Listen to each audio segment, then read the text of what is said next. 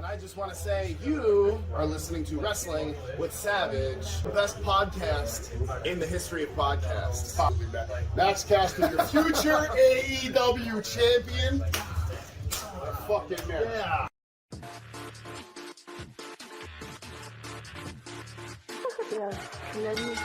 Pedigree, 1, 2, 3, proud say you live as a champ. A last ride straight to hell, a tombstone, a choke slam. Here to give it to you raw. This is Wrestling with Savage, Smackdown. Hold the title, this is Wrestling with Savage. What?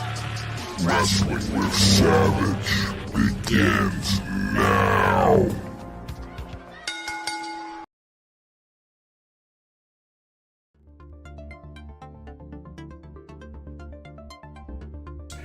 Welcome to Wrestling with Savage. You're about to watch our intro, Monday Night Raw, coming to you live from North Carolina. I'm here with Jay, I'm here with Gilch, and I'm here with the newest cast member of Wrestling with Savage. He's joining us from the Nation's Corner. He's a big busted open guy. We're all sweet, too sweet. You at home, one for you too. Jay, I don't see you doing the too sweet. There you go. Jay did it too. Come on, Jay, hit me one. There you go. Too sweet. There it is. Bang. Too sweet. Welcome, Mike. How you doing, buddy? How's it going, brothers? It's going good, man. Did you enjoy tonight's wrestling? I've been enjoying Raw. We've all been enjoying Raw over in the Nation's Corner since Triple H took over. Absolutely. It's going slow and steady, and then we get the big surprises here and there. So it's like not all at once, but we know things are happening, and it's just going to get better. But yeah, definitely this last Extreme Rules, that was definitely started the trend the way we definitely want to see it going. Absolutely. Why don't you tell me? Go ahead, Jay. I'm sorry. I was going to say it to add to that, like Triple H did come back tonight, so this is his first time coming back from COVID. Oh, that's right. Yeah, no, Triple H, ever since he came back, you can literally feel the change in your bones almost instantly. Within a week or two, you just saw the shift, and nothing but love. Even tonight with Elias, that was my favorite part of the night. Just Elias coming out, fucking business, getting it done, picking up the dub. Yeah, I like it. But tell me a little bit about the Nation's Corner. What do you guys do? What are you guys about? Well, we got together, a few years ago, just right during the pandemic.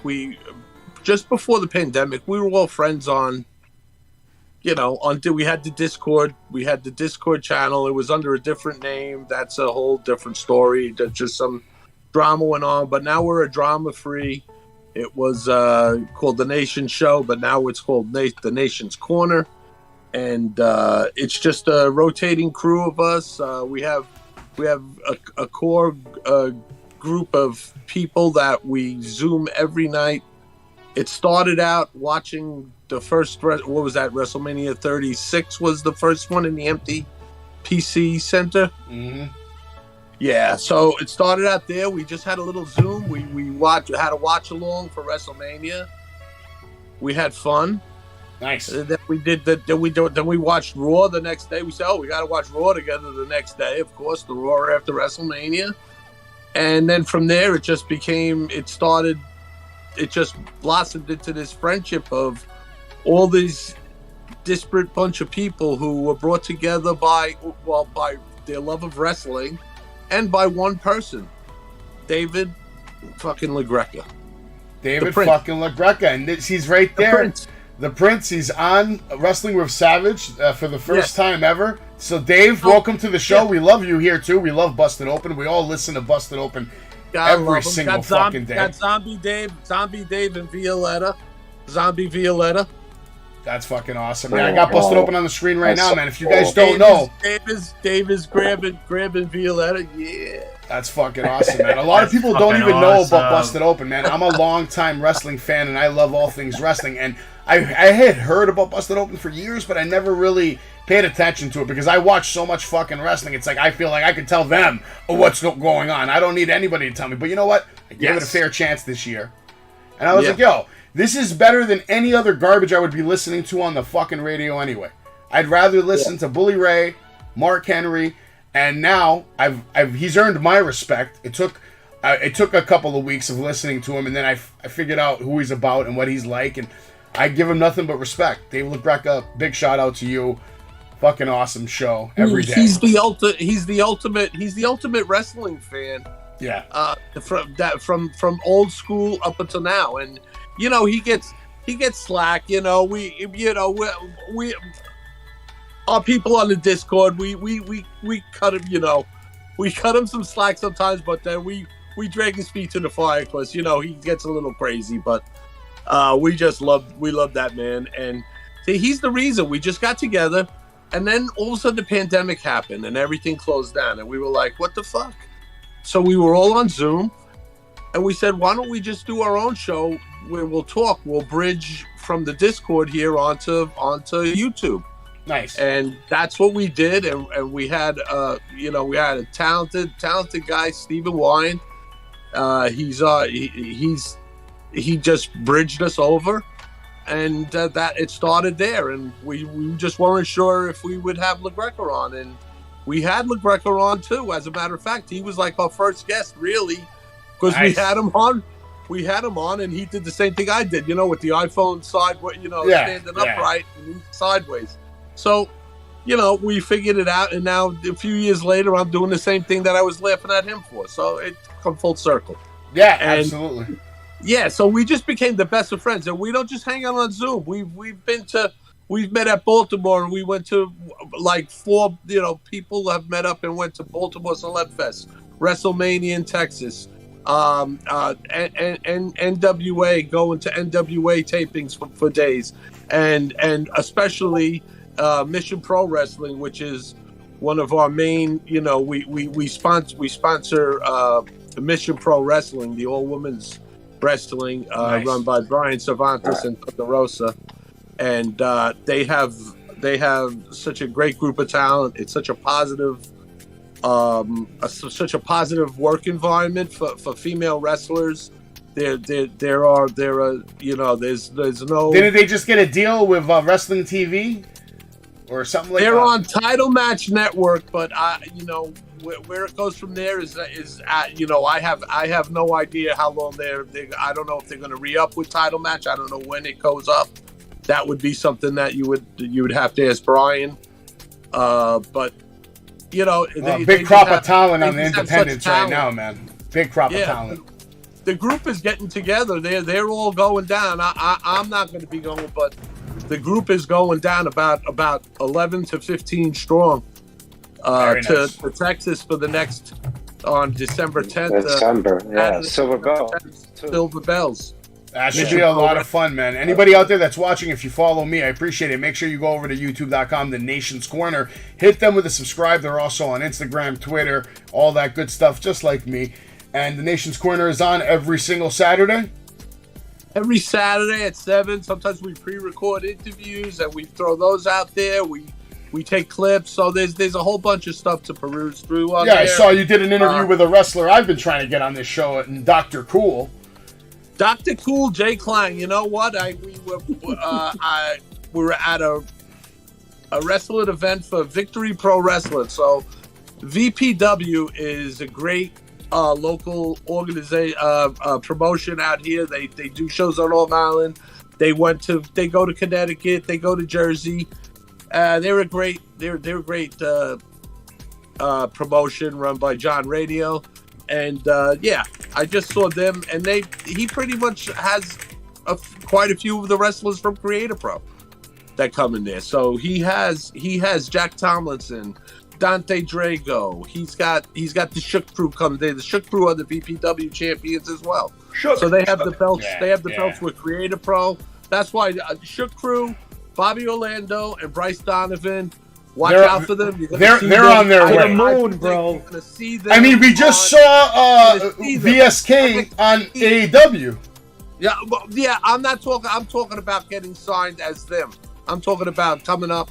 You will see them. Jack Tomlinson, Dante Drago. You're gonna see them as well. There's another guy.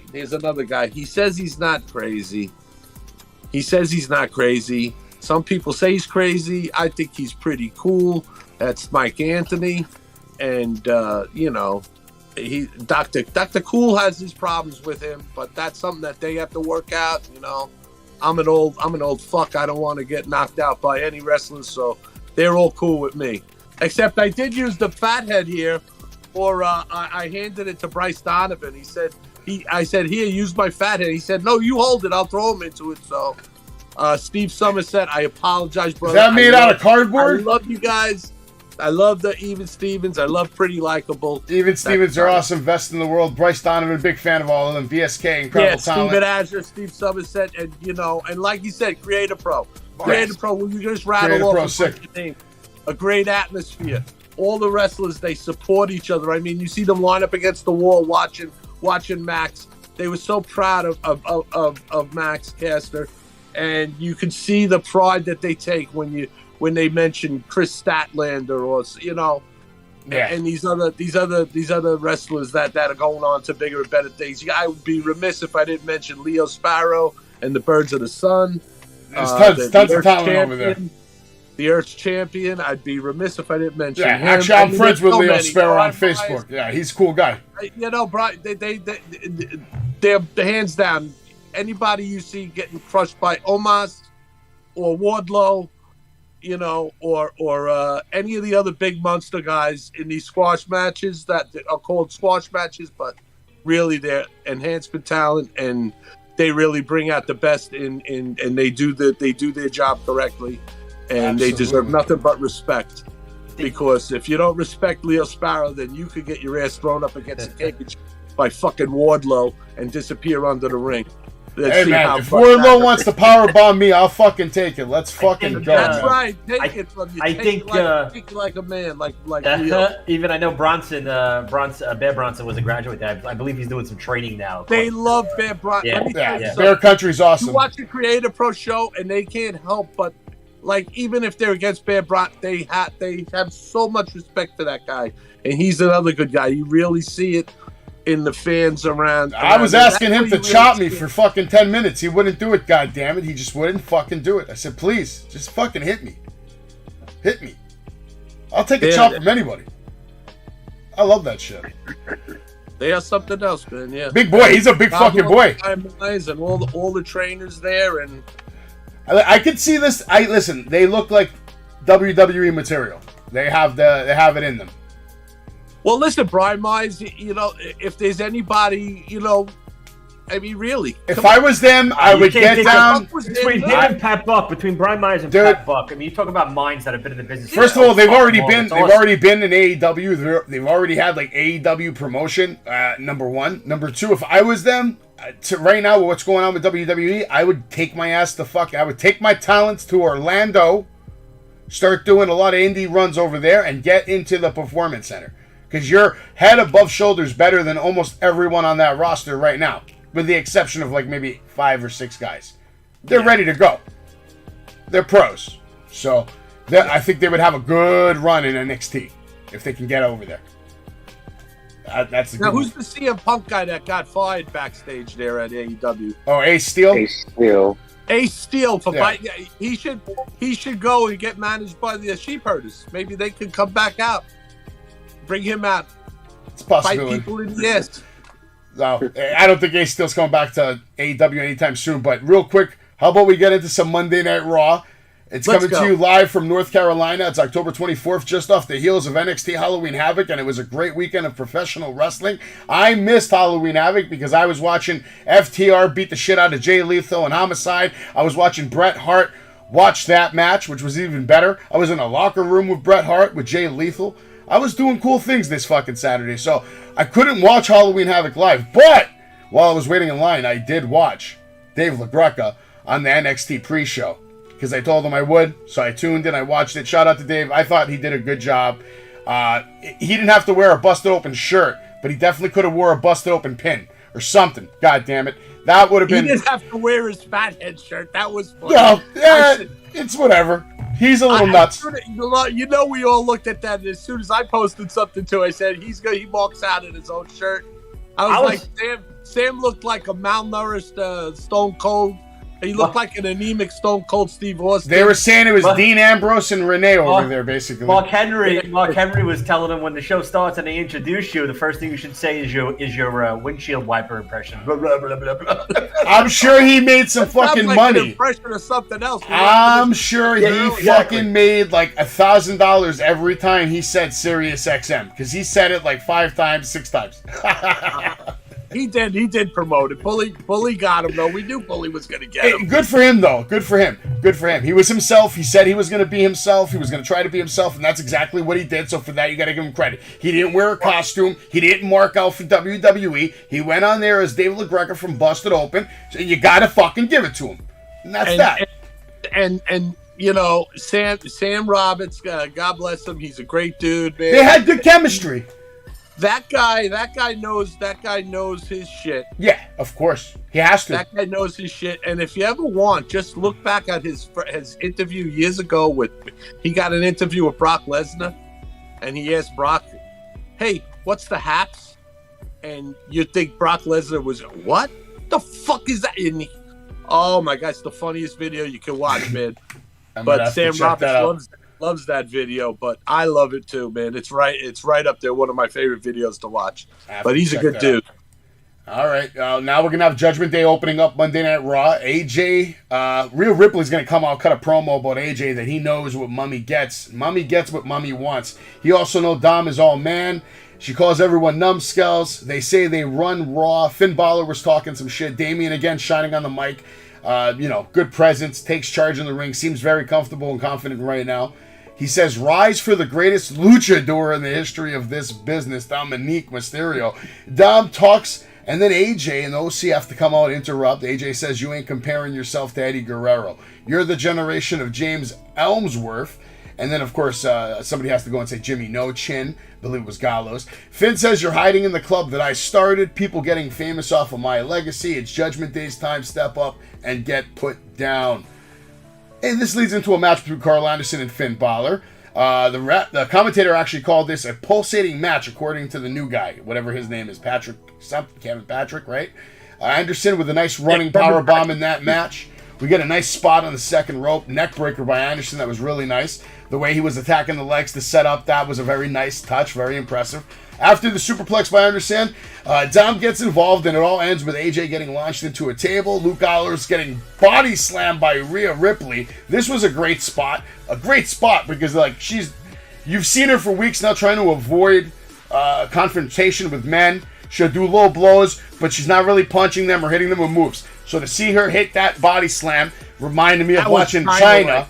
Yeah, exactly. It reminded me of the days of China when she was running around kicking men's asses. And it's a great rub, and it's a great way to make her look even stronger and set her up for a big-time championship run, because that's what's going to end up happening there, but we'll get into that later. Dom with interference again, and Ripley comes out with a low blow. Finn Balor picking up the win. Corey Graves, like I said, really putting Ripley over, saying it was a freakish display of power. I thought it was a 3-star match, clean, solid match, in my opinion, with a good finish. So, Jay, I'm going to go to you first. What did you see in that match? What did you rate it? I'm going to start off and say that I still believe 1,000% that this commentary shakeup is completely wrong. I did not enjoy Kevin Patrick tonight, and I'm going to point out some weaknesses throughout the show. With that being said, I enjoyed the match as well. I thought it was pretty solid. Let's face it, Priest has been killing it on the mic. Showed tonight. Same as Rhea. The body slam did remind me of China, like you said. I couldn't even say it better than you. I personally agree with you, It's the 3. It's solid. Good. All right. How would you see, Mike? We rate things out of 5 stars here. What would you rate it? What did you see? Did you see something different? Well, I've never rated stars. I always associate that with that shithead Meltzer, but... We just do it on here just to give some kind of breakdown. Like, it's something. I mean, it's not like that's no. This is I'd give this. They wanted. I'm gonna give them 3.5 stars on this. Okay, I like it. It was a perfect. They did he won the perfect chicken shit heel way to me. Yep. I like that they're distracting and they're working it right. So you got Dom, because they've been losing. Like Priest has been like losing match after match, right? Coming up, and now they're starting to win, but with underhanded ways, which is good. And then, watching Rhea is coming into her own now. Yeah, she's super talented. And maybe she definitely learned at the feet of Edge there for a bit. Now she's got Finn, and Damien's not that much of a rookie either. Nah, Damien's a star, bro. But she's coming into her own, and she's helping bring Dominic because I think a lot of fans are shitting on Dominic, but the kid is young. It's definitely in his blood. He's just not going to do. I think people look at him and say, "Oh, it's Rey Mysterio's son that he's got to be doing all this luchador shit." No, he doesn't. No, I agree. Yeah, he doesn't. And he's still got. Jay's got strong feelings on fucking Dominique. All I'm gonna say is that he's got to grow into his body as well. Maybe he needs a little bit of the gas. My thing is, what he's trying to say to you is just not believable. And the fact that I'm going to critique about his promo, I would have loved it would just end, I am that legendary Eddie Guerrero. I think if he just stopped right there and just got that pot, it would have been perfect. But it just carried on. What they should do, in my opinion, and it just kind of fell flat. Jay, what do you think of this? I wish that storyline was true years ago. I wish I really was Eddie Guerrero's son, because he was a real wrestler. Yeah, that would be great. That. What I would do is get away. They're like right there. They're like right there, but they won't go over the edge. They won't give us a throwback. I would let them just get away from the whole luchador thing, and instead of saying he's a luchador, they need to. What they're doing, because they took Ray's on SmackDown now, so now that part's over. He's already disrespected his dad. Maybe they'll revisit that sometime later. Who knows? But right now, it's all about Rhea and where she's taking Dominic and the rest of that group, Judgment. I would just be happy if they stop referring to him as a luchador. Instead of say he's the greatest luchador of all time, say that he's better than the greatest luchador of all time in Rey Mysterio. Acknowledge that he is the greatest luchador, and that Dom is different. Didn't you guys pop when Finn said this was probably the greatest match ever between Dominic and AJ? That was probably the greatest match ever. I actually oh my popped God. when he said that you guys are taking over my legacy. Like that I popped because I thought I was like, whoa. End of the day, for me, the moment of the night was fucking Rhea Ripley body slamming. We're giving Judgment fucking Day. Gallows, bro. Extra time because of Rhea. We're gonna let this story build out. As long as Rhea Ripley stole the fucking moment of the match. Rhea Ripley with that body slam stole the whole fucking night from everybody in that ring. That body slam, that moment stood out to me more than anything else that happened in that match. And I'm sure many other people agree with that. But, Judgment Day looking strong. Gallows is a big dude. There's only so much he can help going over. Nah, she's gotta lift that ass up. And I thought the announce team. That's a fucking grown ass man. I thought the announce team did a really good job of selling that body stuff. Mashed potatoes, Yeah, but Rhea Ripley's a fucking beast, bro. Look at her. She's a beast. She's a physical specimen. It's not even. It's believable. Let's get into the segment between Miz and Dexter Lumis. They're showing us a video package. Showing off all that bullshit that's happened over the last couple of weeks. Johnny messing with the Miz, then the Miz attacking Dexter Lumis. Reminding us that if the Miz doesn't come clean, Johnny is going to blow the whistle on him. Then we go live to Johnny and Miz, who want to know what he thinks he knows. Johnny says, Miz knows. You know. Quit lying. Tell people the truth. Miz says, you're trying to provoke me like an internet troll. Miz says he's going out there to tell everyone the truth. And then this is going to lead into a segment with the Miz in the ring. He has his ring gear on. We go to break. Miz says, get the camera off of Dale Earnhardt Jr. I can beat him in a race in my Tesla. Johnny's right. I have secrets to reveal. I'm going to start spitting out all these facts. The Cycle shows up, kidnaps me in multiple arenas. He says, he starts talking about Ciampa, and then Johnny comes out and says, you're lying about Ciampa. Ciampa's just injured. Like, why are you lying to everybody, man? Why are you lying to everybody? He said he's not hiding, he's hurt. Tell me the real truth, or you know what's going to happen, Miz. I always tell the truth.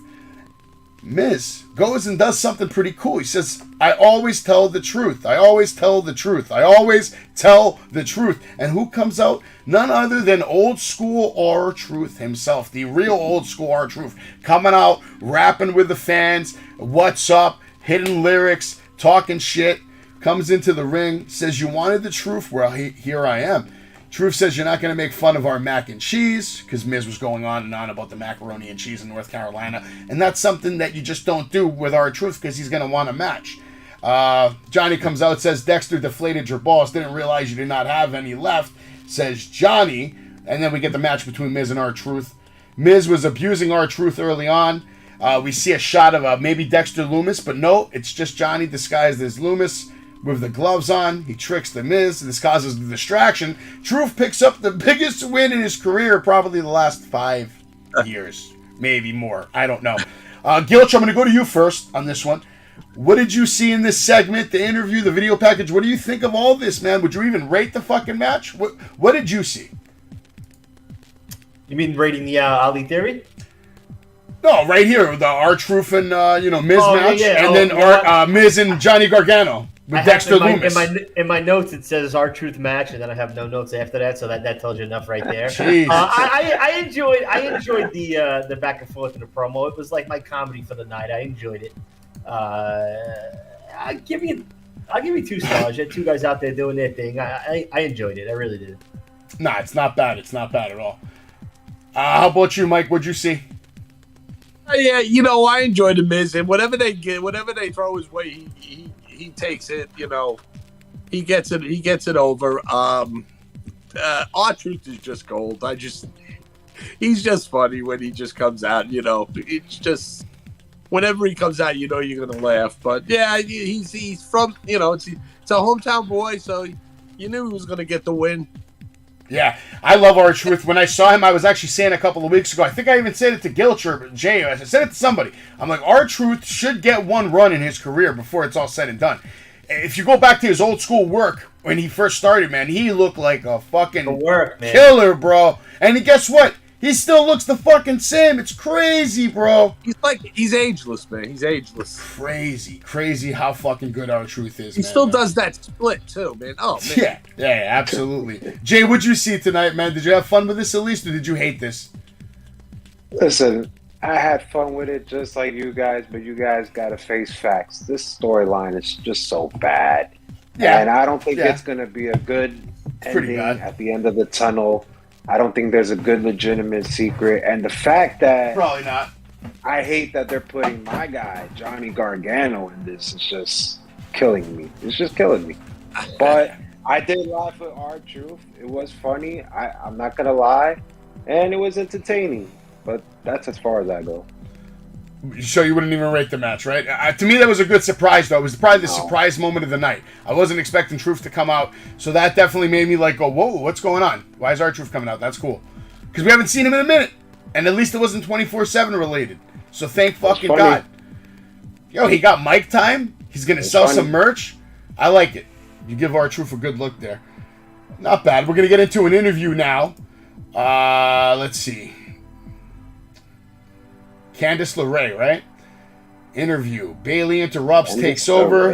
Candice says, only thing you have proven to me is that you're still not the Raw Women's Champion, talking some shit. If you think we're not in control, says Bayley, look around. I don't see any of your friends here to help you. And, of course, Candice doesn't give a fuck because she doesn't have any respect for damage control. But this causes her to get her ass kicked, and Candice LeRae is down, folks. We can't see what's happening. The camera's down. We don't know. Poor Candice. Oh, my God. I'm so fucking worried about Candice fucking LeRae. Jay, are you worried about Candice LeRae? Listen, I don't know what's going on, because I was a Candice LeRae fan. Yes, I was. I was that indie and I was that NXT Candice LeRae fan when she was a babyface. And I loved the part when she turned heel with her husband. It was great TV. I thought she was over the top. She's going to be here, main roster, doing it. What I'm seeing, I don't know. I don't like what they're doing with her. Maybe it's just bad segments, or putting them with this damage control fraction. I don't even know why she's even part of that. She should be fighting for some gold or having a singles run to me as a fan, but this is just bad. And the fact that they didn't even show nothing, the camera gets knocked down, it just even made it worse. I don't even know, even when she was trying to answer the questions, it just didn't look good. And you know what? Bayley didn't shine to me either in this. And I've been telling you since she came back, her promo's just been slightly going down for me. Just for me as a Bayley fan as well. Okay, all right, I got you. We're going to find out what Mike and Gilch think as soon as we're back right here on Wrestling with Savage.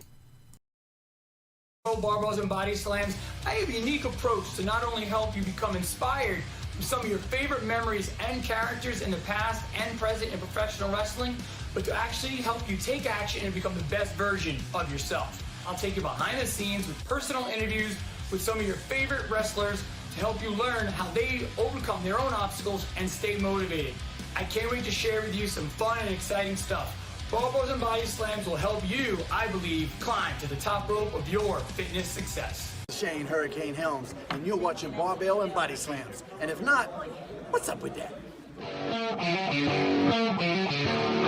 Little inspiration like that where there's hope, and there always is. There's always, we have to always worry about mental health.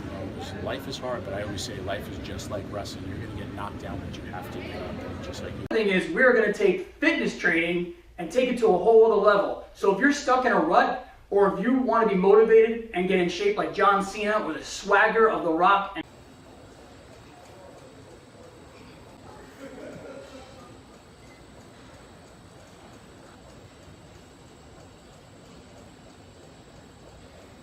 This is Barbells and Body Slams.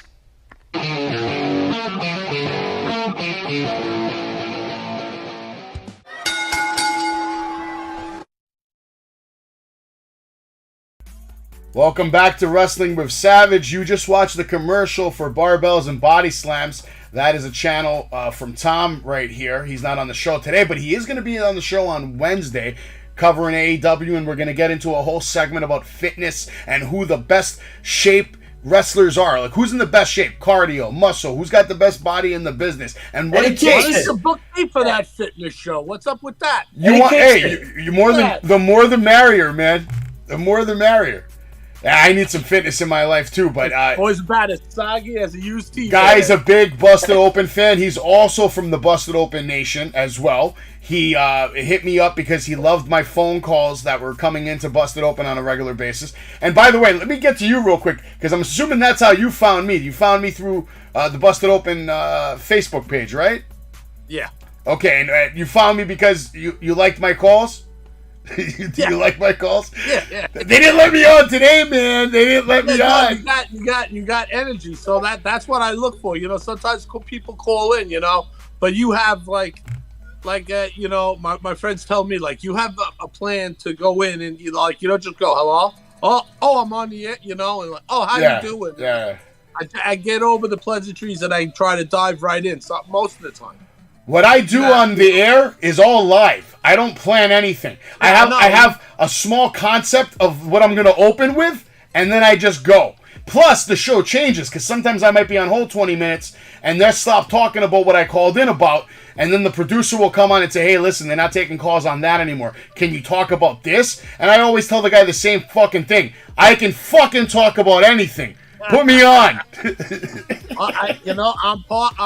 the OG from the Paul Ehrlich section. I have the sign that I made for him when I went to AEW. I was the first one there.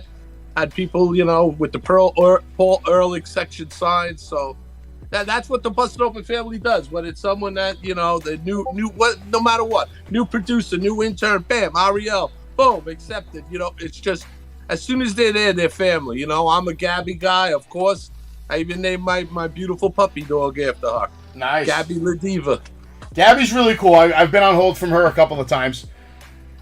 So my man was asking me about where I got the Mongrovian mic from. So it was Joseph Hudson, Josephus, and then he was question mark, and that went over so big with me, and I was sold with that. He was like my favorite fucking character. I would answer him like in questions, and And then I found out that then I saw one day on Twitter, ? follows you. And I was like, wow. And I told my friend Front Row, who's friends with people in the NWA, he goes, Joseph Hudson he only follows like 41 people. And I said, holy shit, like that guy just chose me out of, usually, I mean, even indie wrestlers, they follow thousands of people, sometimes hundreds. Yeah, no, it's hard, especially when they get super famous, man. I got lucky and I got close with back then it was Booghausen. Now it's Eric Boogs. Boogs, yeah. And now I saw him at NXT Access before WrestleMania, right? And he had some random 3-on-3 fucking match.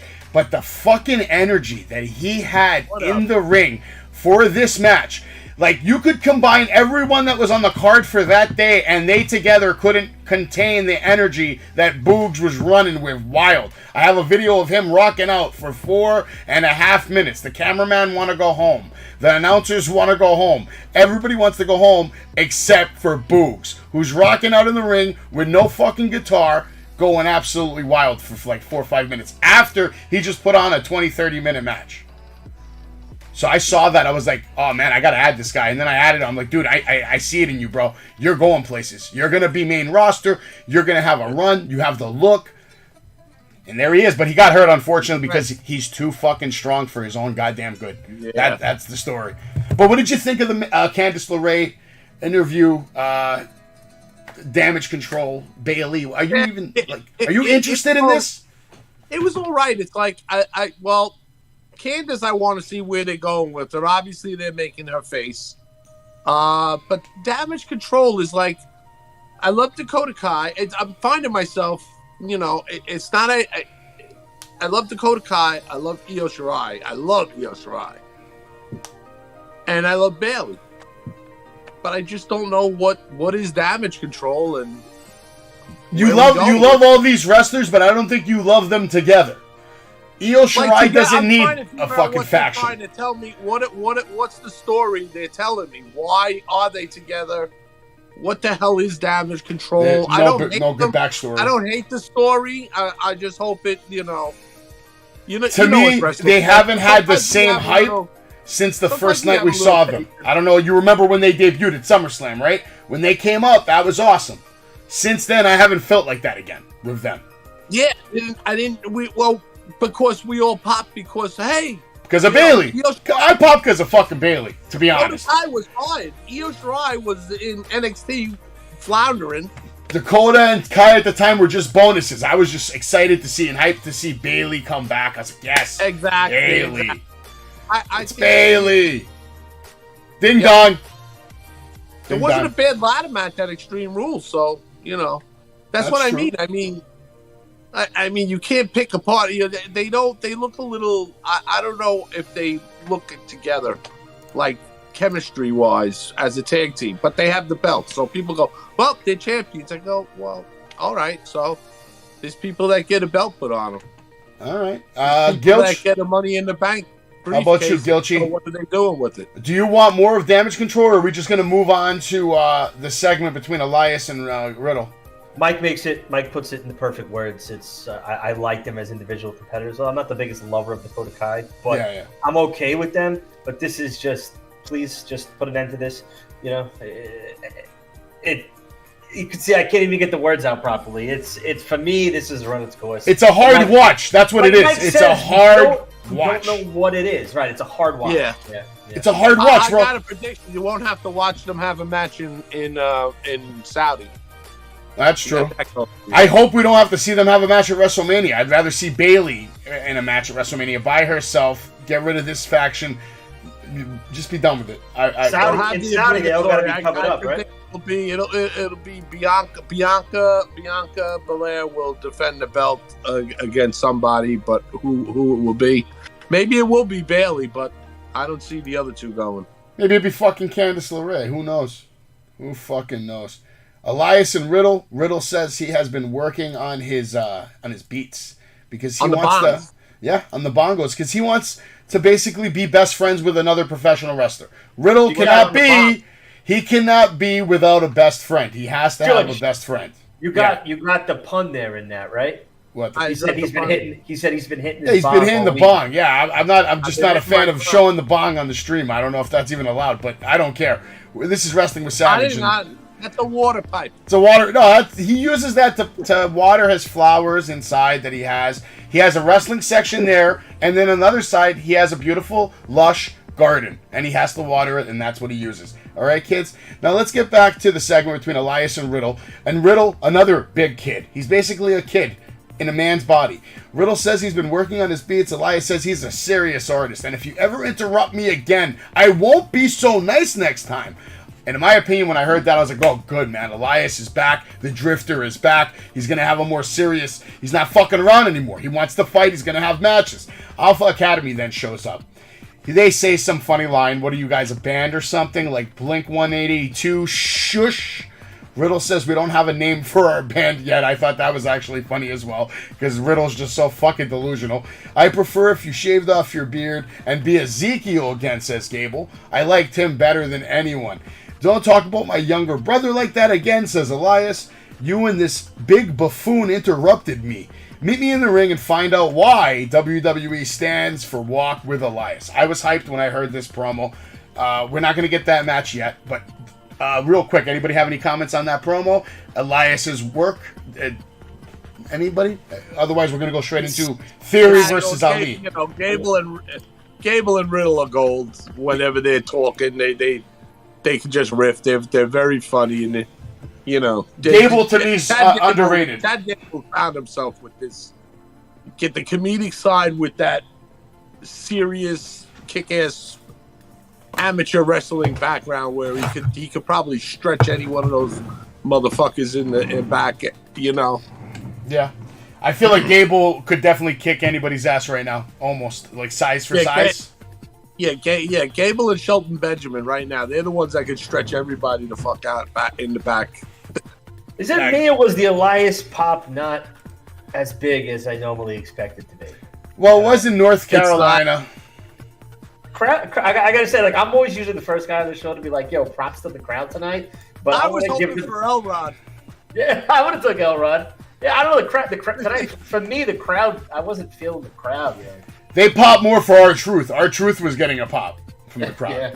But that's because R-Truth knows how to do his fucking job. That he has that. And that's his hometown. His hometown. Yeah, so he definitely got. Maybe he took all the energy out of the room. Probably is what happened for Elias. That happens, you know. It does happen. But now we're gonna get into a match. I was actually surprised to see this match. I was happy to see it because I'm both good athletes. Theory versus Mustafa Ali. Theory was cutting a promo before the match, says, "Don't cry after going A-Town down." We get a recap of Mustafa Ali attacking Rollins on Raw last week. That whole situation that was happening. Out comes Rollins to join the commentary, which right away I was like, okay, now this match is money. Seth Rollins is coming out. He's stealing the show. People are cheering for him. People are chanting for him. They're serenading him while two other wrestlers are having a match in the ring. That's how you know you have done your job and you are a fucking star. When you can command the audience from sitting at the announce table while two other guys are in the ring. Not only two guys, but two younger guys who can go. And they can go fast. And we saw some sick moves tonight. In my opinion, Seth kills it in commentary as usual. He's feeling good tonight. Seth says Theory is potential personified. He's a disciple of mine, and look at him now. Listen to them sing for me. All that shit. Hell of a match with some nice spots and bumps. Good storytelling with Seth at the table and mixing it up with the young guns of the WWE. Theory with a sick neck breaker countered from the Tornado DDT. Hits the A-Town down with the assist from Seth Rollins. Rollins yelling, "You don't belong in my WWE" to Ali. He's telling the security to get him out of here. You don't belong with me. You just don't. Ali eventually meets Rollins at the ramp. Ali sends Rollins into the Tron face first as he runs away. Officials then come out to break it up. Whoop-de-fucking-do. I'm going to go to you, Mike, first. What did you think of the match? Would you rate the match? And, of course, whatever else you have to say about Seth Ali and Theory. Oh, yeah, match with, I first saw Austin Theory back at Evolve. I think it was 123. Nice. Good show. At La Boom in Brooklyn. Yeah, I saw it. Good fucking show. Yeah, I mean that's where I saw all of these people that we're seeing on AEW and friggin' WWE all over the place now. So that was the first time I saw Theory. Plug, always go to independent shows and thank those motherfuckers because you're gonna be seeing them. You know, a couple of years later, hopefully. You know, but anyway, yeah. I just want those guys always a 5-star show. Yeah. It's funny you bring up the independent thing because we were talking about it when we had the sweeper on from Creative Pro. I think it was 2 weeks ago. That kid's trying to get off the ground. Let's go, sweeper! Sweep.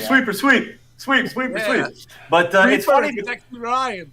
Yeah, and Sexy Ryan, right? It's funny. I saw Sexy Ryan at Wrestle Bash, I think it was, and he was working Booker T hard. He's like, "You want to do some ring announcing?" And I'm like, "Booker, you know who this is? It's Sexy Ryan." And Booker T's face was like, "Huh?" Like, it was hysterical. But like you mentioned with the indie stuff, I was saying, AEW, you're on national television, and you're giving these guys the freedom to do what they want as far as meet and greets and independent stuff goes. And a casual fan puts on AEW, sees a guy on national television, and says, "Oh, wait a minute, this guy's fighting at my Knights of Columbus next week down the block." And it's why I think you're seeing a big influx into these indie events, and it's good for everybody. Mm-hmm. It really, really is. Thank you, Neil Benedict. And yeah, you got. It's just a show of respect. I've just learned through listening from Busted Open. And then going to these independent shows, just a matter of respect for these people, what they put on the line. We know some people personally, and the shit they go through personally, and to do this stuff, the pain, the personal stuff on the side, just for your craft, and you really have to, it takes a lot, and bravo to them. It's a family. It's a family that you just have to respect. And people that don't understand from the outside or aren't fans of it and think it's fake, tell it to Mick Foley's fucking ear laying on the mat somewhere in Germany. Yeah, no, that's why I'm the way I am, because I was trying to be a wrestler from the age of 13 to 17. I've had multiple concussions. I've had multiple matches, multiple experiences getting my ass fucking kicked from people that I shouldn't have been talking shit to. I learned a lot of lessons young in life. I learned who to fuck with, who not to fuck with, and if you are going to fuck with someone, make sure you can beat the fucking shit out of them. It's a matter of respect because you can say whatever it is. It's not fake. It's not fake. No, fake is another word. I mean, it's a show. It's a show. It's a dance. In my opinion, it's classic Greek theater is what it is. It's classic Greek theater. They've been doing it for thousands of years. They put on shows. Of course, shows, have stories. And that's what happens. We're telling stories. You know what? There's a reason why. There's a reason why you always see these football players and these other athletes, baseball, because they see, you know what? Their season ends. Wrestler season never ends for these people. They're working day in, day out. And then when you go back to the old school, when you talk to guys like Ric Flair and Jerry Briscoe, where they were doing 2 batches a day and 3 on Sunday and driving and car days. It's not, it's not a glamorous life. Why do you think I stopped wrestling? Because I had to leave my comfort of my home so I could go to a good school in another state and be by myself. And you know what I chose? I chose the easier road of staying with my family, getting a job, going to school, and doing my thing. Because at the end of the day, I was like, I'm going to break my neck. Choice. And then what am I going to do? And it's a big choice. It is. It is. You know what? That's kind of with the way how it played out with that MJF promo and Lord Regal the other day. That's how it was, pretty much. Lord Regal saying, I didn't want to leave my mom and dad. I picked my family over the business because I was going to make a choice. It was either I was going to Texas to go to Shawn Michaels School, I was going to Canada to go to the Heart Dungeon, or I was going to Killer Karofsky School. Either way, I would have had to leave New York. Yeah, but you were going to get work. I had such a close relationship with my parents. It was hard for me to imagine life without them. Don't forget the 3D Academy. Yeah, but that didn't know. This was a long time ago. We're talking 20-something years ago. I don't think they existed. In Connecticut. Yeah. The 3D Academy does come highly recommended. I'd actually like to go check out the facility one day. Yeah. I'm Maybe thinking about LaGreca could show up there and we could all learn the LaGreca lean. You he could do a Yeah, absolutely, what do you man. call that? Yeah. But I know what you mean. I I know what you mean about the sacrifice and all that shit, man. These guys all put it on the line. And but real quick, before we keep babbling about wrestling, because that's what wrestling fans do. We never stop Let's talking babble about wrestling. What did you think of the actual match between Mustafa Ali and Theory? Oh God, it's a great match because the physicality and the athleticism of those two guys. I mean, Ali does some special stuff, and I see him. He's taken all of these bad losses and everything, and that's building sympathy heat for the guy. He's gonna break out, and I think it's gonna be. I see Theory cashing in on Rollins sooner or later, since Seth has the belt. I don't see Theory cashing in that, with Roman Reigns, so that's out of the picture. Well, not with Vince McMahon at the helm, yeah. Is Austin Theory he's a chicken shit heel. He ain't gonna go after Gunther or Galter, as I like to call him. Mike, I've kind of predicted, and I'm going to stick by this. He's going to be goaded to put that briefcase on the line in a match, maybe to a Gargano, and end up losing the briefcase. That'd be a good get. Yep, that's a good. I wanted Braun Breaker to fucking lose on Saturday so he could challenge Gunther for the Intercontinental Championship at WrestleMania. Give me that match. The briefcase is always the Money in the Bank briefcase is always better in a heel's hands. Absolutely. Always. But Seth Rollins is a fucking beast. Jay, did you like the match? Would you rate the match? Monday Night Rollins? I would not. Well, if Seth was out there, I'd give it 5 stars. Sure, why not? Just because Seth's out there, right? Well, because like you said, what is he? Yeah, Is he a face or is he a heel? He's a god. He's getting cheered, and then he goes in and he raises Theory's hand. JBL is calling the wrong guy a wrestling god. Seth Rollins is a wrestling god right now. Seth is just that guy that no matter how hard they push him as a heel and our face, it don't fucking matter. The guy comes out, I clap, I get excited. I like him better as a heel. But no question. He does better as a heel. So to me, he's heelish because the laugh gets kind of annoying. I know if he was doing that in my face, I'd want to take my cane and just wrap him, put a nice knot in his fucking head. But then he'd probably CrossFit my ass. Curb stomp your ass, man. Watch out. Get fucking curb stomp. Jay, did you... I'd get one good whack in, though. You probably would. We all would. But look at that fan that attacked him at that show. Remember that fan that tackled him down? He got his shot in. Jay, what did you think of the match? Would you rate it? Do you agree with Mike? 5-star? I'm going to disagree. I don't rate it. I'm just going to say this. You could feed us Ali with, new video, new music, new attire, doing all these fancy moves. It's not going to work for me. It didn't work for the crowd when he came out. It didn't work for me in the matches. Kevin Patrick, once again, is probably the worst commentator I ever heard. I think I miss Jimmy Smith. Please come back, at least for a little bit. Because you miss Byron? So-called, no, I don't miss Byron either. You hate him enough. He could stay in the back. He could stay in the back where he's at. But let's face it, when Ali went for that top rope so-called moonsault, he called it a 450 splash. There was no way a 450 splash. Are you kidding me? It's just a bad back call, and I'll get to the bad back call. Probably the worst call we probably heard in commentating later on. Jim Ross or him, Jay? It's not working. Jim Ross. I'll take Jim Ross all day. Get the fuck out of here, bro. I'm still going with Kevin Patrick. I'm going with Kevin Patrick. Over Jim Ross? Yes. Nah, I'll take a dead person over Kevin Patrick. The winner of the lottery of the broadcaster shuffle was whoever got Wade Barrett. You know what they should do, bro? Just bring back Jesse the fucking Body, bro. He ain't doing shit right now, bro. He's crazy. He's off the grid somewhere in Mexico or something. Yeah. He went hella off the rails, man. That guy is gone. It's funny, Mike. What Mike mentioned is actually in my notes. I wrote Rollins trying to make him look sympathetic as hard as he could, and I just don't think the crowd is. Nah, this is a tough crowd tonight. This is a tough crowd tonight. All right, they're not gonna just love anybody. I'll tell you that right now. It was a good match, though. I would give it 3.5. I thought it was a good match. I'll give it a solid. I'll go with you. 3.5. Solid, clean match. Two superstars in the ring going at it, and everything looked good. The neck breakers looked good.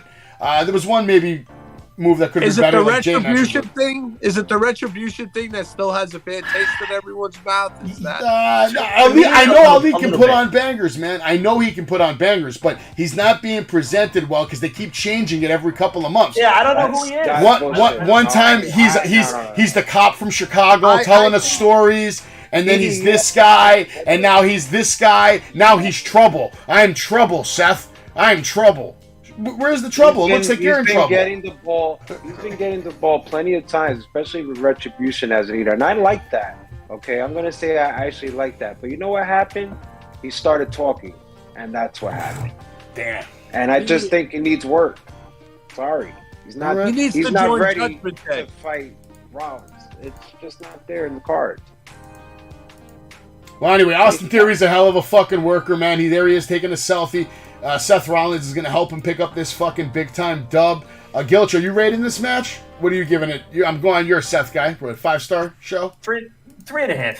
That's right. You said 3.5. Good match. It's a good match. But now we're going to get back into The Miz and Johnny Gargano. There's going to be another segment, and then they're going to run into JBL and Corbin. Johnny is. JBL says you're in the major leagues now. When you run into a legend, you introduce yourself.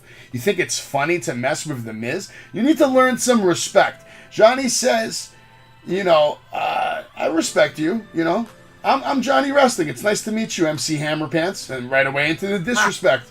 Who is this happy guy you got? Is this Happy Corbin? Is it Constable? Is it King? Boring? Oh, it's Baron. It's Baron Corbin. This is going to be a match later on that's announced. I was actually excited about this match because I'm a big Baron Corbin guy. Anything where he's going to get a win. Needs a better wardrobe. I would have dumped the fucking stupid hat, changed your whole wardrobe up, and the music. The music shouldn't be nothing like Happy Corbin. It reminds me of Happy Corbin still. It has that Vegas vibe still to it, that Happy Corbin. I don't like it. They need to change it, but I love Corbin, and if he's getting wins, if he's doing the end of days, Corbin's getting wins. That's all I know. If he's hitting the end of days, he's getting fucking wins, and I like it. I like that he's going to get a win later tonight. We'll get into it. We get a video of Omos and Braun Strowman on SmackDown. Does anybody have any interest for this match at Crown Jewel? Because I do not. At all. At all. No. It's real quiet in here. I could hear the fucking crickets, so we're going to just keep going. No. How about Black Adam? Do we have any interest for Black Adam? Did anybody see The Rock's new movie yet? Yeah. Got to see that. I actually want to watch it. This is supposed to be the first phase in the new DC EU universe. All their crazy movies that are going to come out. So, I guess their version of the Avengers. I don't know. They'll do real good if they could have The Rock in every movie. But I think. You never know. But right now, this is the #1 movie in the world. So, congratulations to The Rock. Yeah. Yet again, another professional wrestler who is dominating Hollywood. Here we see Bianca Belair with Asuka and Alexa Bliss, but they're gone now. They've been hurt. Does he ever fail? Who? Maybe that's why he bought the XFL. He probably figured, I got to fail at one thing. Nah, I'm sure he got plenty of money off the insurance. He said, I got to piss away on something. I actually think he made a lot of money on that deal. He made money off the fucking tooth fairy. Well, you know what he did? He bought the fucking XFL. Listen to this. He bought the XFL and then he split it into like 8 pieces and sold it to idiots for 10 times what he probably paid for it. And still owns a piece of it. Unreal. And still owns a piece of it because he's The Rock and everybody's buying in so they can own a football league with the fucking Rock. Oh, they smell what he's cooking. Yeah, Bianca Belair versus Bayley is actually going to be your main event for later tonight. It's going to be like a 30-minute match with like 2 minutes of introductions and probably 5 minutes of commercials. But we're going to get into that later. Now we're in the ring with Omos and the 4 Scrubs. Do you recognize any of these guys? Because you said earlier... Yes, Sal Rinauro. Which one is Sal Rinauro? The one with the yellow tights? Sal Rinauro was the one with the long hair that got Omos finish a slam and he got piled on top. He was the bottom of the pin. Okay, well, he had his big moment tonight, right? This is his first time on WWE TV. And I'm sure the other guys, this is what I mean, you know. Well, Salvanaro is with the NWA, and he does independent stuff. He's his storyline. He's a little crazy. He's with if you remember, the Sinister Minister. Yeah, I remember him. So that's who he's with, and he's really crazy, and you know, he wasn't like this character tonight. This character tonight was just like, oh shit, I'm getting my ass kicked. This whole match was a fucking joke. This is a squash. The first guy made. Yeah. The first guy made where Omos made the fist in front of him. Look at that ham. Yeah. It is a big fucking fist. It really is. It's a match against four fucking basically jobbers that are coming out here to do the job. He doesn't have to know how to wrestle. This is the modern day Andre the Giant. You don't have to you do two fucking moves when you get in that ring. Otherwise, everybody's just going and bump and feed for him. That's it. I agree, but I don't know why they're putting him with Braun, because that's the question right now. Is this going to be like a double DQ, or is Braun going to go over? Is Omos going to go over? Did they bring Braun back to build Omos, or did they fucking bring Braun to beat Omos? I'm pretty sure Braun's going over in this one. Omos has already been pinned by, twice by Lashley. Yeah. You know, but that was beforehand now, so... Now we see Triple H. But that was before MVP, right? That was before MVP really got in his ear. And MVP shines to me in every promo. He's great on the mic. He unbelievable. Listen, this is why you need fucking managers back today. That's what do you think I'm trying to do? I'm trying to become a manager right now. You want to take the mic at him. Yeah, absolutely. Do you want to see Ricochet with a fucking mic in his hand? No. No. Just get in that fucking ring and do what you do. And shut the fuck up. There's no bass in his voice. Yeah. A lot of these guys have no business. Yeah, I'm gonna fight you. But then he's a guy he's a phenomenal strength, physical. You know, and I'm not someone who's into all the flippy dippy shit too. You know, like I'm not all about the trios champs and all of that stuff. You know, it's cool. You gotta have a crash and burn match at a live event, because you got to have the crowd going ooh and ah. No, the problem is this isn't professional boxing, because in professional boxing, if you can fucking knock everyone out and sound like Mike Tyson, it doesn't fucking matter. But here, if Mike Tyson comes to the WWE and nobody knows who he is, he doesn't box at all, right? He just comes to the WWE. Do you think he's going to get a main event WrestleMania push sounding the way he sounds? Probably not. Hey, what's wrong with the flippy dippy shit? Fuck the flippy dippy shit. I like it. You know, I like it, but it's not my highlight. I know a lot of people really love that stuff more. Give me like one like if it's AEW, give me a Bucks match with the flippy dippy, and that's it. AEW goes over the top a lot of times, like on like a single sometimes, show, bro. match. Yeah, a lot. You know what? It's not so much the kind of match that it is. It's the story and the selling or non-selling that they do in the match. And sometimes you got guys like I believe like the Lucha Bros are great, and Pac is great.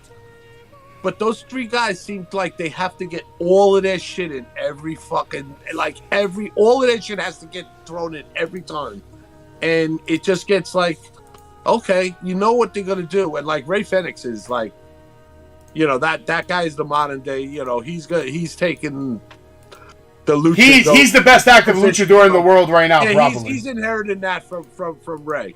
Ray Mysterio is the GOAT. Ray Mysterio is the GOAT, and you know I'll give him that.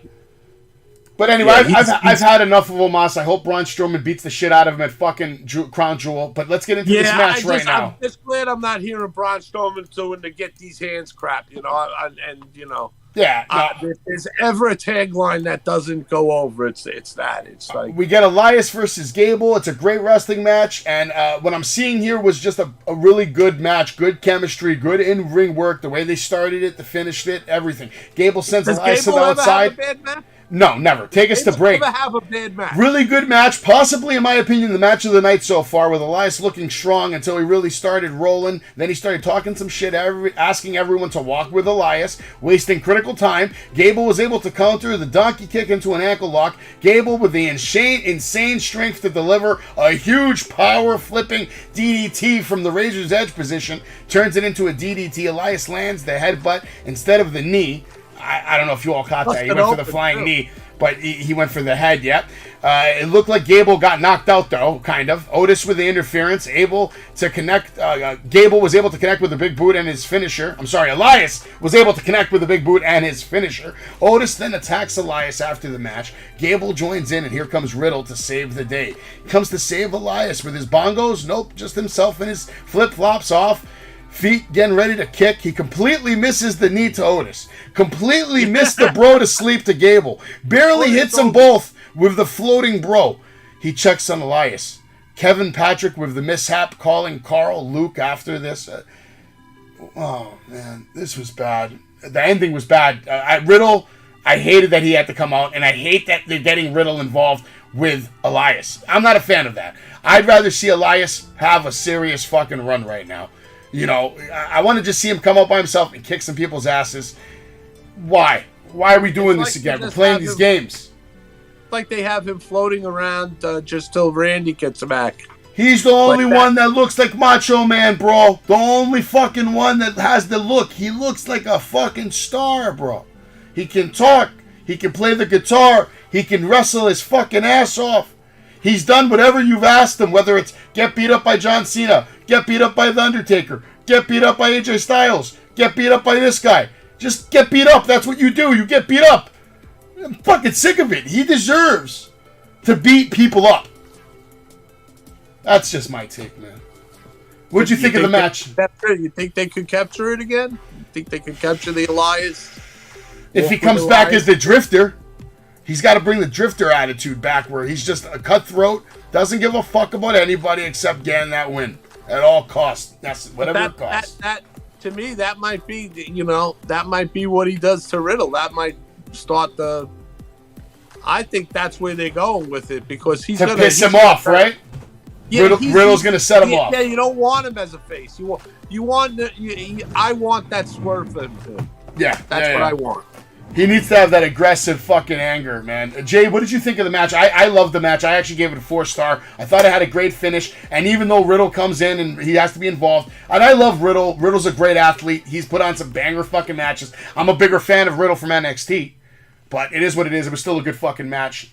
Jay, what'd you think of the match? What'd you rate it? I'm gonna go into Elias. I like the video production in the back with the lights. I thought that was pretty cool. Yeah. I didn't feel the music. And I don't think the crowd felt it either. I was expecting a big pop, and it just wasn't there. And the music wasn't kind of going with Elias. And I'm going to tell you something. And yeah, he had new music, right? At everybody. I'm going to tell everybody. We haven't seen the Drifter. You know when's the last time I saw him? NXT. That's it.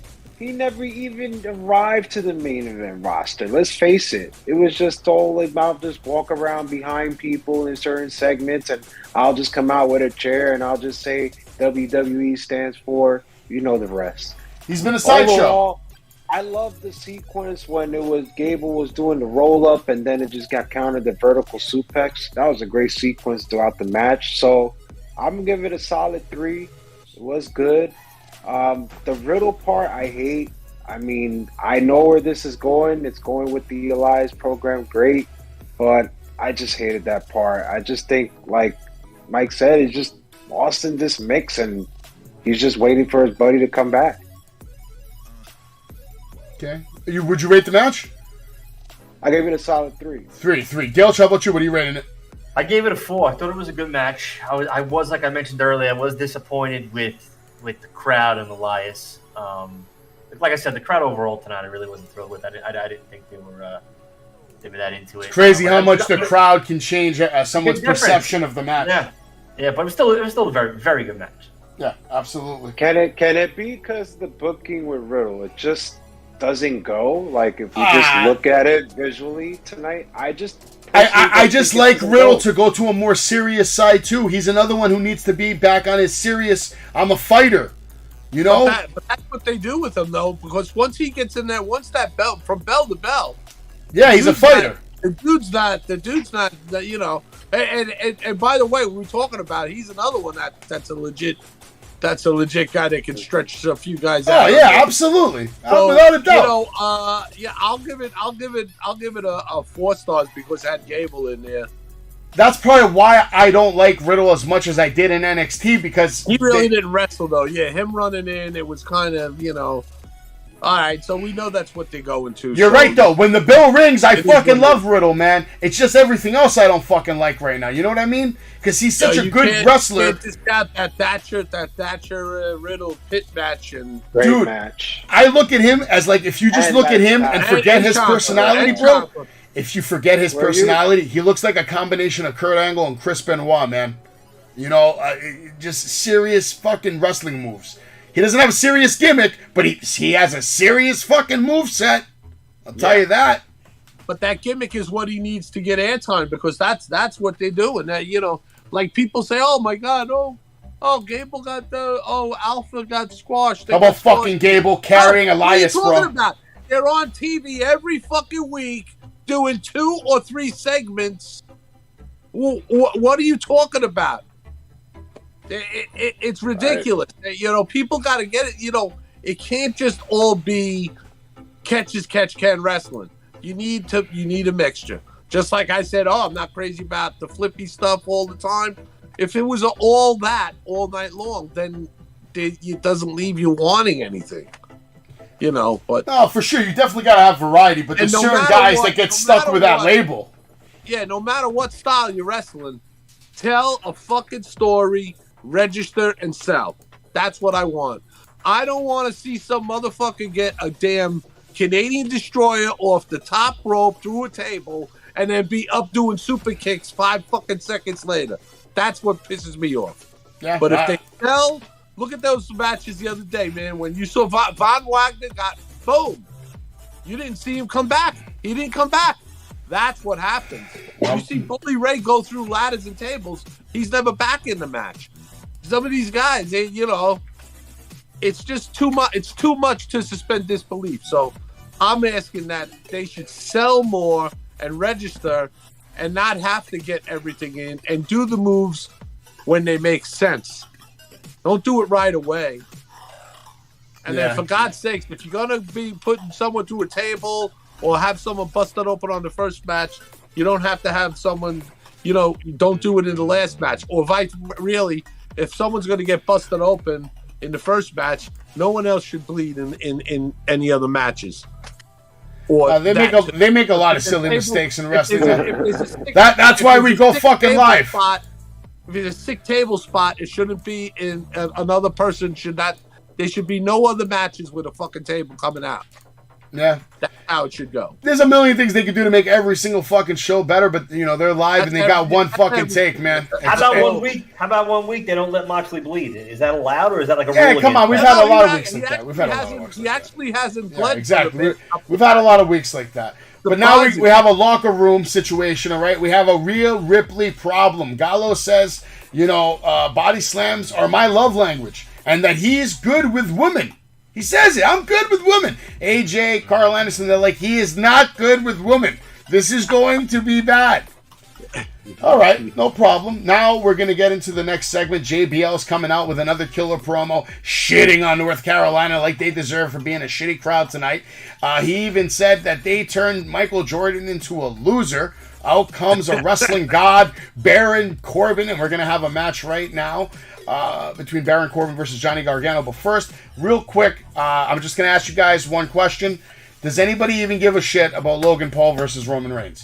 Just yes or no answers. Hell no. Jay, no, right? Gelch, no? Well, anyway, you can watch. If you give a shit. If you give a shit about the Tribal Chief and the fucking YouTube superstar, they're going to be fighting at Crown Jewel 1 week from Saturday. Logan Paul constantly reminding us that it only takes one shot. Will he knock out Roman Reigns at Crown Jewel? Fuck no, but he might try. Now we're going to see more bullshit. Gallows is back, holding his nuts. He has ice on his balls because obviously Rhea Ripley said no to whatever he proposed. JBL in the ring now, continuing to talk more shit. calling Baron Corbin to come down to the ring, letting us know that he is a modern-day wrestling god. We now get Baron Corbin versus Johnny Gargano. JBL joins commentary, and it's amazing to see JBL on commentary because he is greatness. And he says greatness finds greatness. That's what I did with Baron Corbin. Greatness finds greatness. I found Baron Corbin. I bring him back here, and he's insistent that Corbin is a modern wrestling god.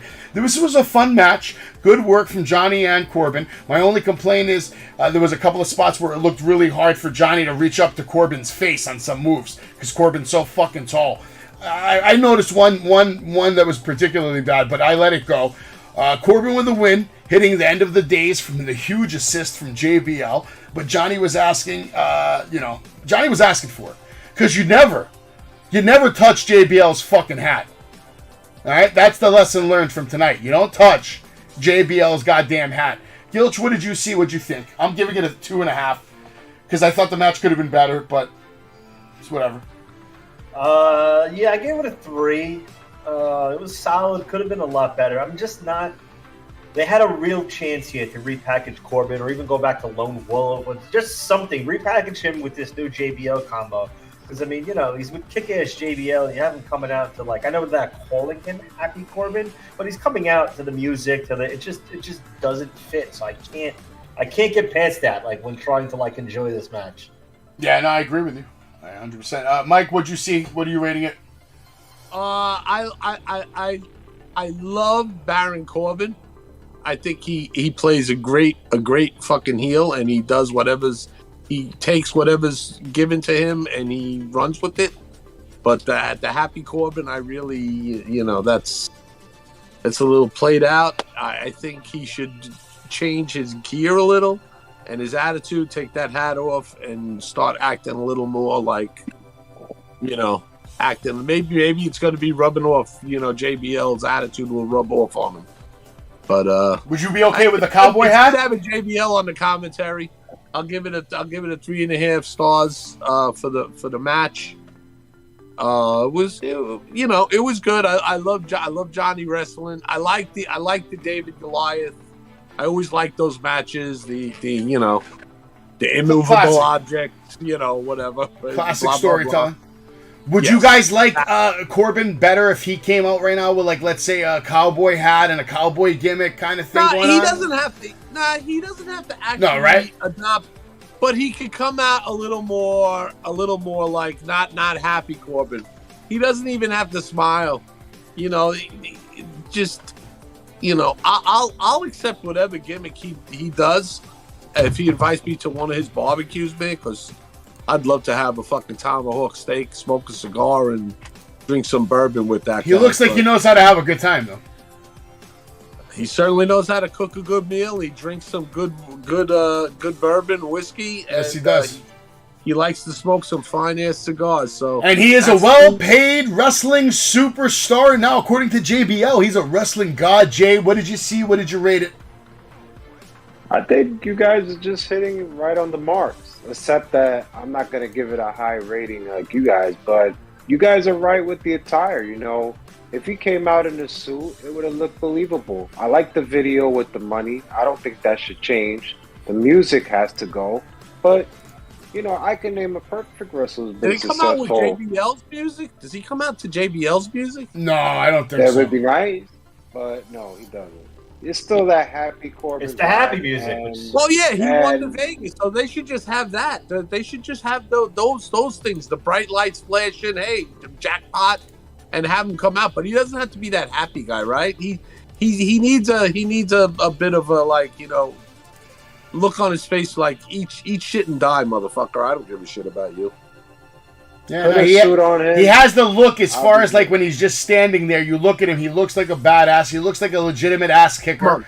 He looks like someone that he could stretch someone too, if you want to get real. Baron Corbin's not a small dude. He's very fucking strong. He's a well-paid superstar. Baron Corbin played in the NFL, correct? Yes. Yeah. Did you guys enjoy Johnny Gargano dancing on the commentary desk with the hat? I did enjoy the part that everybody was shitting on. This is the part that I've been telling you guys about. When Kevin Patrick called that deep six the ring around Rosie. Oh, God. And he got shitted on. Yeah. by Corey Graves and Yeah. shitted on by JBL. Good saying, call what out. is that? Sesame Good call out. play-by-play? Yeah, And yeah, this is yeah. exactly what I've been telling you about. This guy is horrible. And tonight just proved it. And JBL, when he shits on you, that's not fake, buddy. That's real shit. Yeah. He really did give him real shit. It was so bad. Yeah. So bad. This shit's got me twisted. It really does. Is this? I can't. When I saw fucking Gargano across the fucking Titantron when he came back, holy fuck was I pumped. I was like, yes, Triple H, keep it fucking coming. But is this Johnny wrestling or is this Johnny comedy? This is Johnny gimmick right now. It's too much. Again, he came from the way. You know, they had the way. And that was pretty funny shit that they were doing. So he's still like the little wise-ass guy. Listen, there's a big chance that this is a very silly start to a very serious story that we don't even know yet. I mean, it's unwrapping. Where's Ciampa? Where's Dexter Loomis? Bray Wyatt. Wyatt 6. We don't know anything. I'll say this: don't underestimate Paul Levesque because he will fucking surprise you every time. A barcode, a Q code. Oh shit! The fuck is that for? Yeah, that's Denhausen. Okay, Denhausen. There you go. I think that went up. Oh my god. Q code's coming in hot. Now we're gonna get an interview with Bianca Belair. Another worthless fucking interview with Kathy Kelly with Bianca talking some shit. She said winning tonight finally means putting an end to all of this. And yes, I fucking agree. Please end Damage Control and end all of this. End it. Yeah. End it. Coming up next, you're going to see a breakdown between Brock Lesnar and Bobby Lashley for Crown Jewel. But now we're going to get another segment between The Miz and Johnny Gargano. The Miz is going to give Johnny Gargano a get-well-soon card for his wife, who was injured earlier tonight by Damage Control. Johnny says, this isn't even signed. You're rich. Put money in the card, you cheap fuck. And by the way, next week, you better fucking tell everybody the truth or I'm going to fucking tell them. So we get more progression. At the end of the day, we can say whatever you want about Johnny. This is comedy. This is that. Nah. My man was on TV all fucking night tonight. He was in like 4 or 5 different... That tells you exactly what I've been telling you. It tells me Triple H loves Johnny Gargano. That's what that tells me. Number one babyface. It's a possibility. It's he's going to take that. He's going to take Cody's. He's taking the spot. But hold on, guys. Johnny Gargano is the fucking man. But right now, we have more serious things to discuss, okay? We have a match at Crown Jewel coming up against Brock Lesnar and Bobby Lashley. It's a match that I've been waiting to see a long time. I thought it would have been better suited for WrestleMania if built properly. But okay, we're going to get it at Crown Jewel. So, predictions. I think that Bobby Lashley's actually going to win this match. I think it's more important for Bobby Lashley's career right now, going forward, that he wins this match. He needs this win. Brock doesn't need this win. Bobby Lashley needs this win.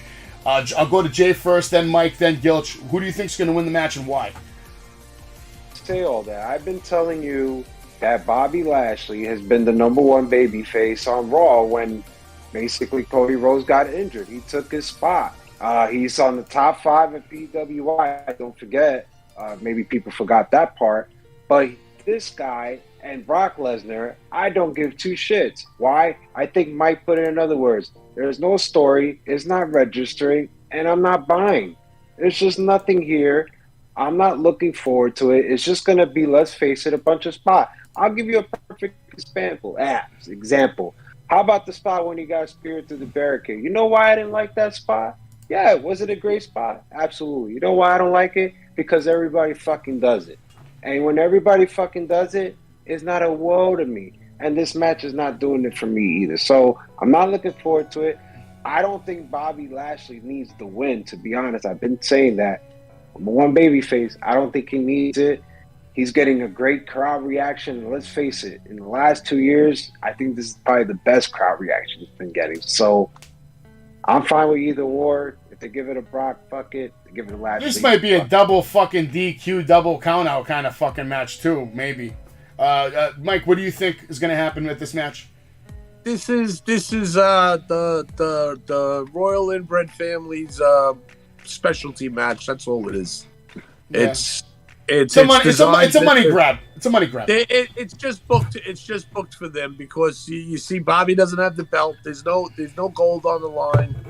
It's just two big bulls gonna fight each other. I have no doubt that Lesnar is gonna make Bobby look good. I think Bobby's gonna go over, and hopefully Lesnar can do like what he did for Drew McIntyre at the Rumble, and make him look like $2 million. Same thing he did for Seth Rollins at WrestleMania. The Beast Slayer. Big fucking guys, and you know what? And you think back to that Royal Rumble, man, fucking Brock taking that full fucking boot, right? That Claymore kick, full on, right to the face, right over the rope. So I mean, Roman Reigns' whole career is based off beating when you need someone to look like a monster and look like and Brock does it. He does it time and time again. Well, look what he did with Roman Reigns. He shouldn't have been the one to break the streak, but that was that's he didn't need that. Him. I agree with that. He didn't need that. The shitty idea from shitty creative.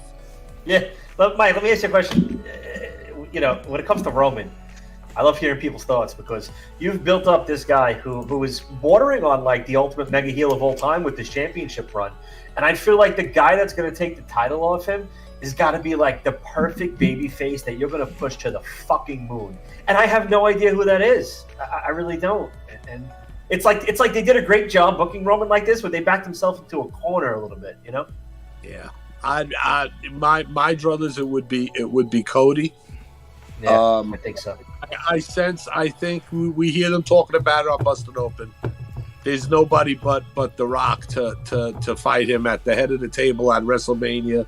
It's gonna be in Hollywood. It's gonna be in LA. It's gonna be a 2-night main event. So that's gonna be that's got to be the main event of night 2. The head of the table storyline just has legs because you know what? Sami Zayn just made it oosier. Yeah, 100% agree with that. 100%. Very oozy. 100% agree. Up there, and that guy just gave this storyline more legs because people were saying, "Whoa, what are they going to do? Roman's not wrestling every show. He's not doing house shows. He's only going to do this and that." Here you go. Yeah, no, it's definitely added a new leg in life. So every single part, all 5 of those, Solo Sikoa, everybody is doing their part because what you have to do is you got to watch them. You have to watch Paul Heyman's face, the facial expressions, the way what he says. Yes, my tribal chief, and shit like that. And Sammy is just going over the top. And Sammy is so fucking funny. Sammy's the main attraction right now for the Bloodline, in my opinion, man. They're probably waiting on The Rock, though. They probably gave The Rock a deadline to say, listen, we need to know by this day if you can do the match with this guy. Because The Rock's, who's busier than the fucking Rock? I think we are going to get that match. But I don't know. It's going to be a good match. I said I used to be the booer. I used to boom in Reigns, and yeah, we all were. I couldn't stand it. He's being shoved down my throat. But when that motherfucker came out and said, "My name is Joe, and this is the second time I'm fighting leukemia, and I got cancer," and this, I said, I can never, because fuck cancer. I've lost too many people personally to that I could never boo the guy, whether it just even with wrestling. So I said, even if you don't want to boo him, this guy came out. He stepped his game up, man. These last 2 years, he has stepped his game up, man. This is bar none. I don't give a fuck what anybody says. This is the best storyline in wrestling, and it's going to be the best storyline in wrestling going forward. And the only other thing, which is going to be a different storyline, so it's not really competing, is going to be fucking Bray Wyatt and The Fiend. When you got that, and then all of a sudden on the horizon, you got Cody Rhodes coming back.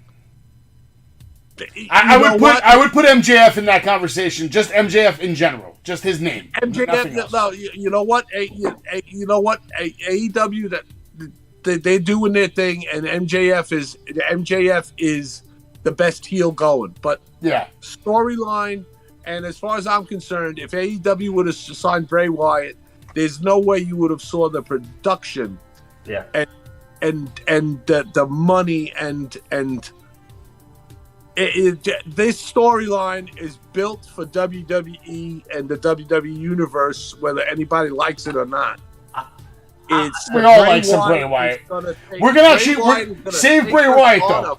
Save Bray Wyatt because we're gonna actually get into Bray Wyatt to end the show because I'm gonna do a quick recap to go over the SmackDown results, literally just telling you exactly what happened, and then we'll just have a quick discussion on Bray, and then of course we're gonna end the night. But real quick, Brock Lesnar is gonna return to Monday Night Raw next week. Big announcement. Now we're gonna get the match between Bianca Belair and Bayley, and you guys are gonna love this. I only have one line of notes here. It says Bayley's working on the arm most of the match, and now we're back from break. I didn't give a fuck about this match. All I know is Nikki Cross came out at the end and just went fucking nuts, started kicking the shit out of everybody, and to me that was the most exciting part of this match, was the ending. Watching Nikki Cross come out, do her thing. I did like the Billy to Billy that Bianca did. I did like that Bayley tried to do the KOD. I actually did like the setup and the finish and all that, and then of course Nikki Cross, that was like the cherry on the thing. It was actually a good ending to Raw. Nice surprise to see her come back to her, I don't know if it's her original self, because I remember her being a little crazier in NXT.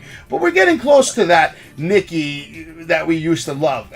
Jay, I'm going to go to you. What did you think of the match? Would you rate the match? And then how do you think it ended with Nikki Cross? Actually, just Nikki, right? They didn't say Cross. I only heard them saying Nikki. They were like, Nikki. Nikki's here. Yeah, that looks like Nikki. As I put my TV on mute because I can't stand the commentary, I actually enjoyed the match. I thought it was pretty good. There was selling going around. It wasn't as smooth, and there was some hesitation, especially when Belair was going for the moonsault on the outside, which kind of really took long. It was pretty obvious. Overall, it was some great spots. And, Belair is fucking... The athleticism is over the charts, man. Yeah. This is why she's been the champion for over, going 300 days? I mean, it's impressive. And this is the type of match that I wish we saw, at Extreme. I don't need to see a bunch of objects around or anything like that. Just a straight up match with these two women will actually sell and will actually be great. But I enjoyed it. I'll give it a 3.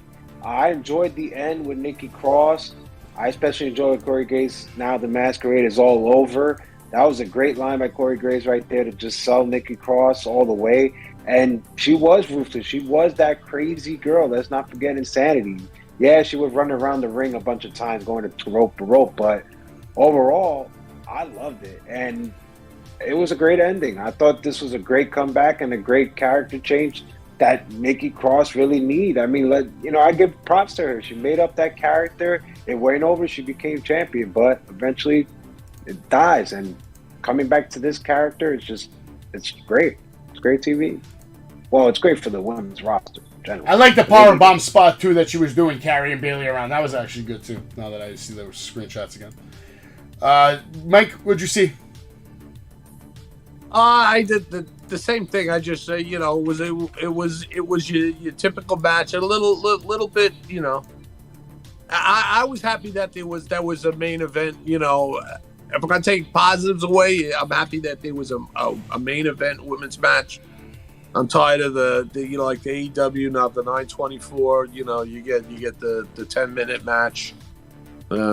So I'm glad that the women are shining. I just want to see. I want to see people going after Bianca. I don't want to see this faction.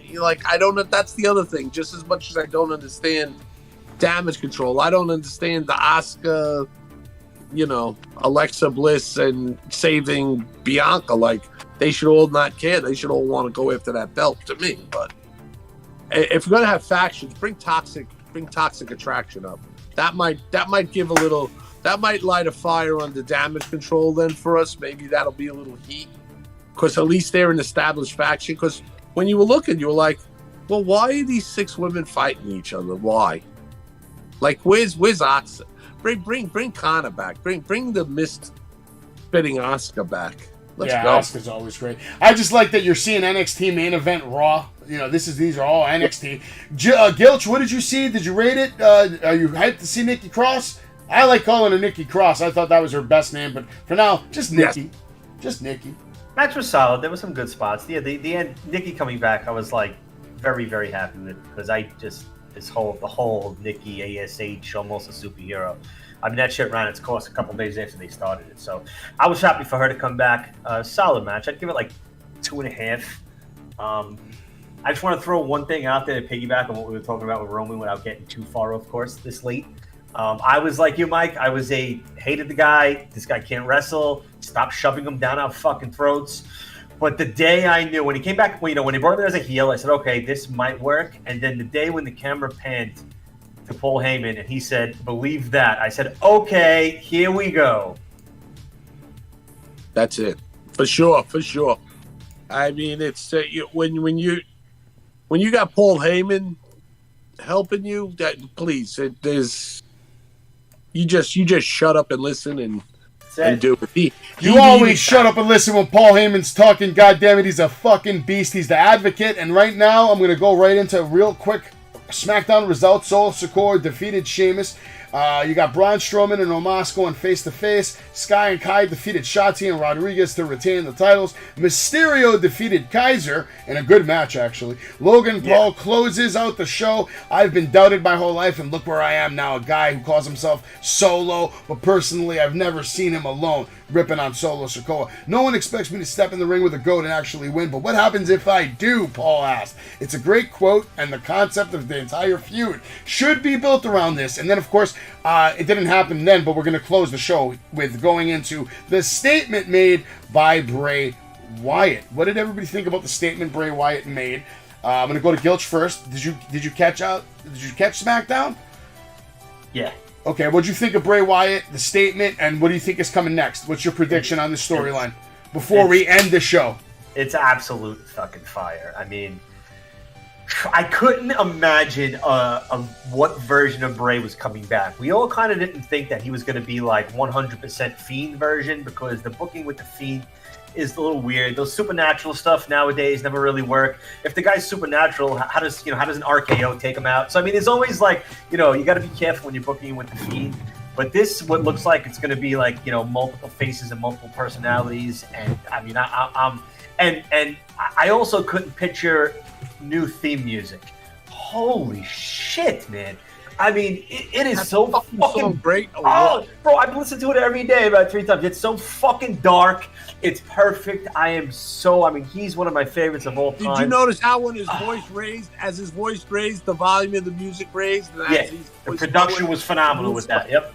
That's what I'm saying. This is something that only WWE production, that $1 billion Hollywood style production can do. It's really where it goes, Savage. To your question, I don't know, but it's going somewhere that's going to be fucking awesome. That I know. Okay. How about you, Mike? What do you got to say about Bray Wyatt? He's amazing. He's he just grew up his whole life around wrestling, and I think they might have figured out a way.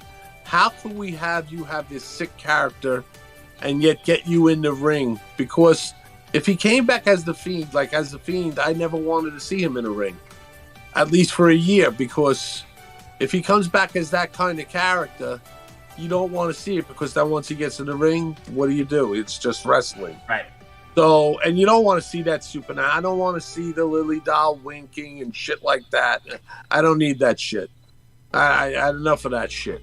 So I want to see real horror, kind of scary, but telling his story. I see him coming back, multiple characters, and that's how he's probably going to be able to wrestle. One, he's going to be Bray. He's going to be, it's the real me now, and he's going to get in there and wrestle. He's going to win a match, or maybe sometime during the match, something's going to happen, and then he's going to snap. So they're going to be able to tell a good story, and plus have him in the ring, which you need, and you obviously want, because he's a great fucking wrestler. So I think we got the best of both worlds. I mean, he's the sky's the limit for this guy. Like I said, it's going to be these two storylines between the head of the table with that, and then the horror aspect and the crazy aspect of this storyline. You don't know what the hell's going to happen, but we're in for a nice roller coaster ride. Absolutely in for a nice ride. Everybody better fucking strap in. Jay, how about you? What are your final thoughts on Bray Wyatt SmackDown? Also, if you got anything to say about anything at all, go for it, man. Also, I'd like to hear what you thought about my FTR promo. Well, let's talk about the FTR promo. I thought it was fire. And look, you just went right off the top like you do with the Busted Open. So I thought it was great. And they even shouted you out. They're like, what's your name? George. Yeah, everybody get a shout out. George. Yeah, like, ah. So I thought that was cool, man, especially with Dax to do that. So that was a cool spot, man. I'm not on cocaine. All right, let's make this clear. I'm not on cocaine. How many stars you rate that promo? How many stars? Whatever you want to give. 4.5. 10, 20. Whatever you want to do. I thought it was a 7-star promo, but I'm being cocky. I mean, Savage, this guy's chasing the hug, man. Maybe. Mike, just so you know, I power bombed this guy through tables and many other moves throughout the years. Oh, cool. Yeah, I took a beating, but I'm standing strong. He took some chops. He's a man. He's a man. They are looking to revitalize their matches. This actually means no chops on my chest. The X, don't chop. No, I'm done with the chopping. Don't worry. Just like tables and stuff. Since I bought the real hardcore belt, now we have to have real matches. Yeah, I'm down there. Bray Wyatt now. We'll get into Bray Wyatt, Jay. All right, so here's my thing. Gilch and Mike just hit really great points, and I'm just going to point it out what I believe.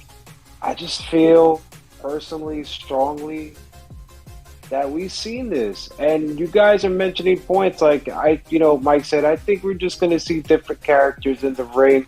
I feel 100% of you guys just going to be multiple personalities. No doubt about it.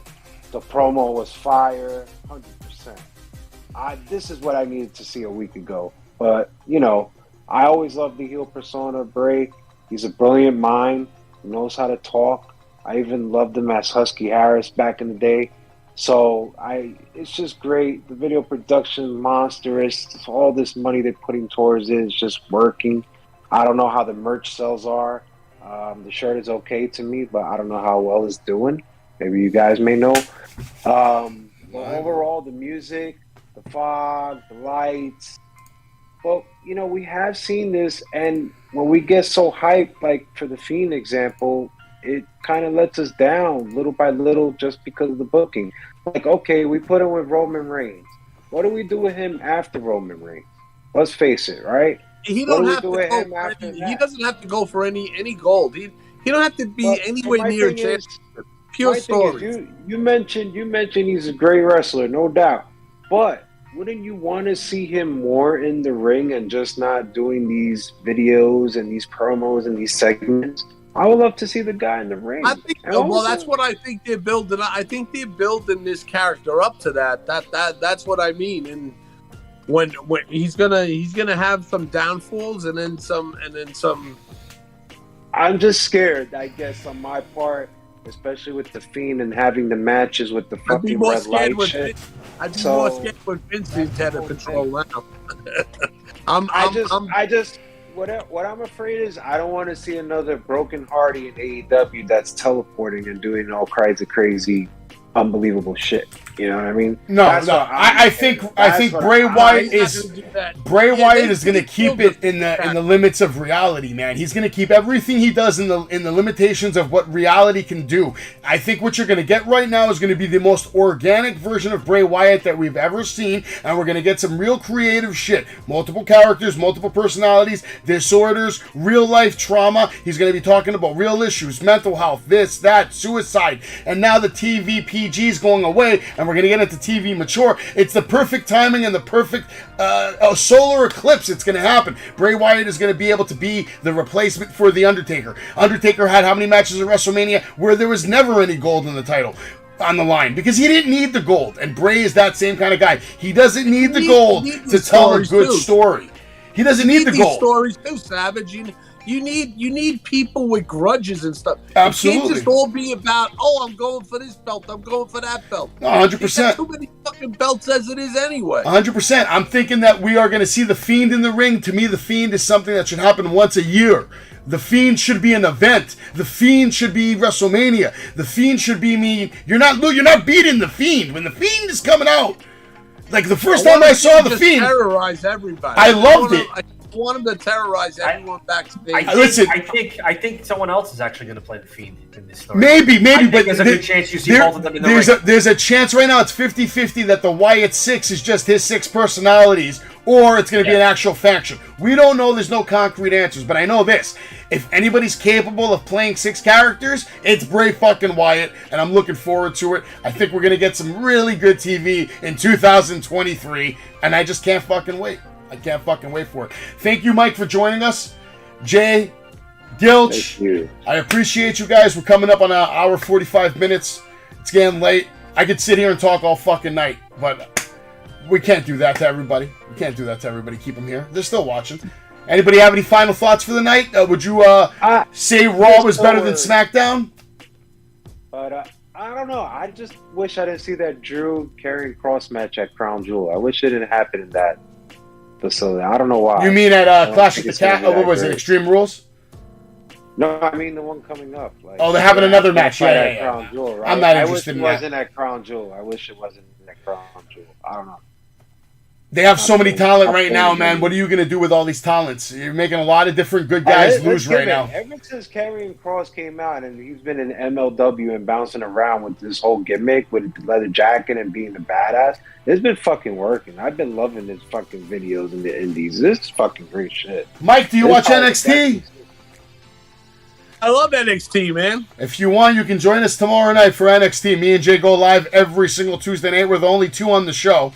But if you want to be the 3rd on the show. I know Mike will like it, especially Roxanne Perez and Cora Jade, where you especially talk about... This guy sucks NXT off hard. He might make you vomit sometimes. He really... I know exactly. Don't forget... I know. Mission Pro alumni. You got it. Don't forget Zoe Starks. Zoe Starks, too. Zoe Starks is actually impressive in the ring.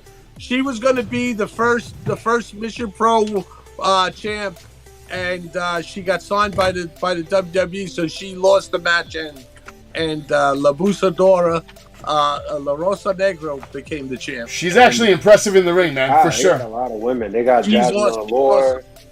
They got. We've never had a situation like this in professional wrestling where we've had such a crop of talent all over the place, just like hanging off the trees, bro. Everywhere. There's talent everywhere, man. It's a good time. You got ROH on the horizon. It's a good time to be a professional wrestling fan. Make sure you guys go over to youtube.com/The Nation's Corner. Follow this guy's page. Make sure you're listening to their channel on Saturdays. And then, of course, make sure you follow Wrestling with Savage. You can follow us on Instagram, Facebook, YouTube, TikTok, Twitch. You are the number one barber. Iron Sheik, man. Great. Thank you very much. Say hello to Elizabeth. I love Elizabeth. Oh, that crack. It's so good. But you, Macho Man, I remember you owe me some marijuana. Oh, listen, just like the original commentators had to do, they always had to cut off the Iron Sheik, because if you didn't cut him off, he would not fucking stop. Iron Sheik would go all fucking night. I actually had drinks with Iron Sheik one night at WWF New York. It was one of the most memorable nights of my life. Everybody have a good night. God bless, and we'll see you next time right here on Wrestling with Savage.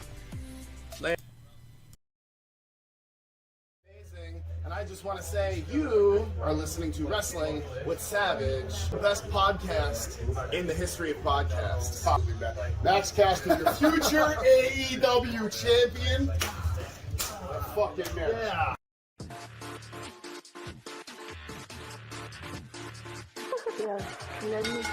Pedigree, 1, 2, 3, proud to you live as a champ. A last ride straight to hell, a tombstone, a choke slam. Here to give it to you raw. This is Wrestling with Savage. Smackdown, hold the title. This is Wrestling with Savage. What?